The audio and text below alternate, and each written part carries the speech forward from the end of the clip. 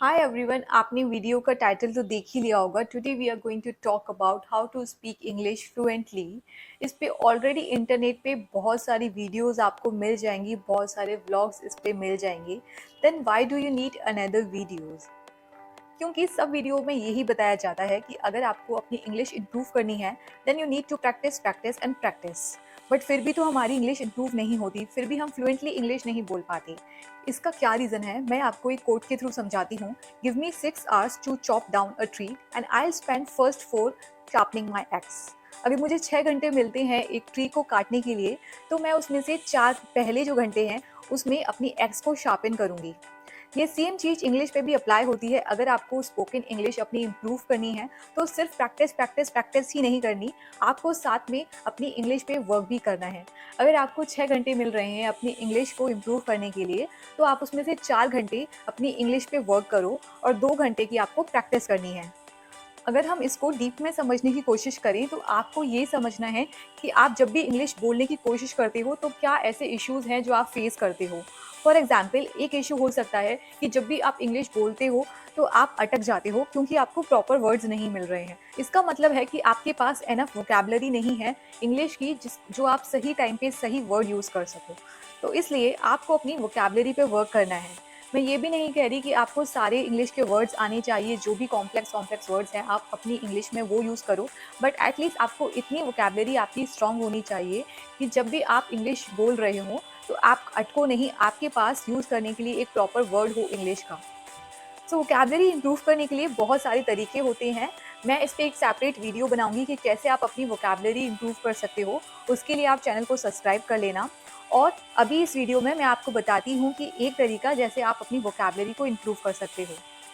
तो आप daily 2-3 word अपनी कॉपी में नोट करो, उन वर्ड की मीनिंग याद करो और साथ में आपको सेंटेंसेस भी फॉर्म करने हैं।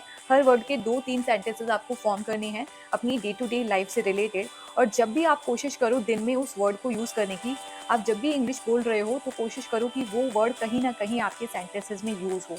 ऐसे आप धीरे धीरे करके वो वर्ड सीख जाओगे और अपनी वोकेबलरी में उसको ऐड कर लोगे। नाउ दूसरा इशू ये हो सकता है कि जब भी आप इंग्लिश बोलते हो तो आपके सेंटेंसेस प्रॉपरली फॉर्म नहीं होते। सपोज आप बोलना चाहते हो कि क्या तुम उसके साथ जा रही हो, are you going with him her. अगर ऐसे आप अटकते हो, आपको सही से इंग्लिश सेंटेंस फॉर्म नहीं होते हैं, तो आपको अपनी ग्रामर पे वर्क करना है। मोस्टली आपने देखा होगा कि सब लोग ये सजेस्ट करते हैं कि अगर आपको इंग्लिश में बातें करनी है तो उसके लिए ग्रामर आना ज़रूरी नहीं है। But I do not agree completely with this. अगर आपको अच्छे से इंग्लिश बोलनी है तो आपको बेसिक ग्रामर्स के रूल पता होने चाहिए, जैसे आप बोलते समय सही से सेंटेंस फॉर्म कर सको और आप बिल्कुल भी अटको नहीं। और ग्रामर इतना भी टफ नहीं है कि हम उसको इग्नोर करें, हम उसके लिए प्रिपेयर नहीं कर सकते। अगर आप 1-2 महीने अपने टाइम दोगे अच्छे से ग्रामर को, तो आप अपनी ग्रामर को इम्प्रूव कर सकते हो और उससे आपकी इंग्लिश में बहुत अच्छी मदद मिलेगी, जैसे आप अच्छे से इंग्लिश बोल पाओगे। Now let's discuss another issue. कभी कभी क्या होता है कि जब हम भी इंग्लिश बोलने लगते हैं तो हमें कुछ वर्ड्स का सही प्रोनाउंसिएशन नहीं पता होता है, जिसकी वजह से हम अटक जाते हैं और सही से इंग्लिश नहीं बोल पाते। तो अब मैं कहूँगी कि आपको अपनी प्रोनाउंसिएशन पे भी वर्क करना है। बहुत लोग बोलते हैं कि इंग्लिश स्पीकिंग के लिए प्रोनाउंसिएशन आना ज़रूरी नहीं है, बट ऐसा नहीं है। अगर आपको सही से प्रोनाउंसिएशन नहीं आएगा वर्ड का, तो आप अपनी इंग्लिश बोलने के टाइम पे अटकोगे। और जो हम इंग्लिश बोलना सीखते हैं वो आप इसलिए तो नहीं सीख रहे हो कि आपको अपने घर पे बात करनी है या अपने बेस्ट फ्रेंड से बात करनी है। आप इंग्लिश इसलिए सीख रहे हो जैसे आप स्कूल में अपने कॉलेज में अच्छे से इंग्लिश बोल पाओ, या फिर कोई जॉब इंटरव्यू है वहाँ पे आप अच्छे से इंग्लिश बोल पाओ। अगर आप वर्ड्स को अच्छे से प्रोनाउंस करोगे तो ये एक अच्छा इंप्रेशन पड़ेगा आपके जॉब इंटरव्यू में या कॉलेज पे कहीं पे भी। तो इसलिए मैं कहूँगी कि अपनी प्रोनाउंसिएशन पे भी ध्यान दो कि आप कैसे वर्ड्स को प्रोनाउंस कर रहे हो। आप जो भी वर्ड नया सीखते हो उसके साथ साथ उसका प्रोनाउंसिएशन भी सीख लो, ये ज़्यादा इजी रहेगा। मैं ये नहीं बोल रही कि जितने भी वर्ड्स हैं आपका सबको सही से प्रोनाउंस करना है। कभी कभी सबसे ही गलती हो जाती है, हम सही से वर्ड्स प्रोनाउंस नहीं कर पाते। बट आप ये कोशिश करो कि जितने भी बेसिक्स वर्ड्स हैं इंग्लिश के वो आप सही से प्रोनाउंस करो, उनको बोलने में गलती नहीं होनी चाहिए। सो गाइज़, ये थे बेसिक्स कि आप कैसे इंग्लिश को इम्प्रूव कर सकते हो। अपनी वोकेबलरी पे वर्क करो, अपनी ग्रामर पे वर्क करो और अपने प्रोनाउंसिएशन पे। जब मैं प्रोनाउंसिएशन की बात कर रही हूँ तो आप एक्सेंट से कंफ्यूज मत होना, आपको अपने एक्सेंट पे वर्क नहीं करना। आप अपनी इंडियन एक्सेंट में भी बात कर सकते हो, ऐसा नहीं है कि आपको ब्रिटिश एक्सेंट ही आना चाहिए। बट आप कोशिश करो कि आप सही से वर्ड्स को प्रोनाउंस करो। ये तीनों चीज़ें आती हैं आपकी बेसिक्स में। जब आप बेसिक्स कर लोगे तो एडवांस लेवल पे आता है, आपको प्रैक्टिस करनी है इंग्लिश की ज़्यादा से ज़्यादा। Once you are done with basics, आपको अपने एडवांस पे फोकस करना है। नाउ जब भी हम प्रैक्टिस करते हैं इंग्लिश बोलने की तो क्या क्या इश्यूज आते हैं। मोस्टली इशू होता है कि हमारी सराउंडिंग ऐसी नहीं है जहाँ पे इंग्लिश बोली जाती हो, तो हमको इंग्लिश बोलने का टाइम ही नहीं मिलता। दूसरा इशू ये आता है कि अगर हम कहीं पे ट्राई भी करते हैं तो लोग हंसने लगते हैं जब भी हम इंग्लिश बोल रहे हैं।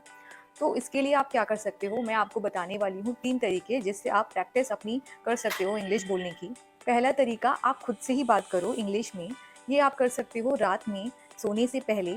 आप जो भी पूरे दिन में आपने किया है उसके 5-6 सेंटेंसेस आप अपने आप को इंग्लिश में बताओ कि आपने पूरे दिन में क्या-क्या किया है। जनरली हमारा डेली कुछ ना कुछ हम डिफरेंट करते हैं, तो उसके बारे में आप बताओ। अगर आप कहीं अटक रहे हो तो वोकैब्युलरी अपनी इम्प्रूव करो, अपने ग्रामर के सेंटेंसेस को इम्प्रूव करो और ऐसे आप अपने से खुद से बोलकर प्रैक्टिस कर पाओगे इंग्लिश बोलने की। अगर आपको रात में टाइम नहीं मिलता तो आप मॉर्निंग में उठने के बाद ये कर सकते हो कि आज आप क्या-क्या करने वाले हो उसको आप ब्रीफली 5-6 सेंटेंसेस में बोलकर खुद से बातें करनी है। Second way, you need to talk to mirror. अपने मिरर के सामने आप कोई भी टॉपिक ले लो, जैसे कि tomato, your parents, your PAT, your best friend, और उसके बारे में आपको 10 सेंटेंसेस बोलने हैं मिरर के सामने। तो आप देख पाओगे कि आप कहाँ अटक रहे हो, क्या क्या गलतियाँ कर रहे हो। ऐसे आप अपनी इंग्लिश पे वर्क कर सकते हो। Third and very effective way is reading. आपको एक नॉवल लेनी है, कोई भी बुक लेनी है, उसके बाद आपको रीडिंग करनी है। रीडिंग करने से क्या होता है, हम 3 चीज़ें एक साथ कर रहे होते हैं। जब आप रीडिंग कर रहे हो तो आप पढ़ रहे हो, साथ ही साथ आप इंग्लिश सही बोल रहे हो और आप अंडरस्टैंडिंग भी आपकी इम्प्रूव हो रही है। तो इसमें आपकी स्पोकन इंग्लिश भी आती है, अंडरस्टैंडिंग भी आती है और आपकी बोलने की प्रोनाउंसिएशन और रीडिंग कैसे कर रहे हो वो भी आता है।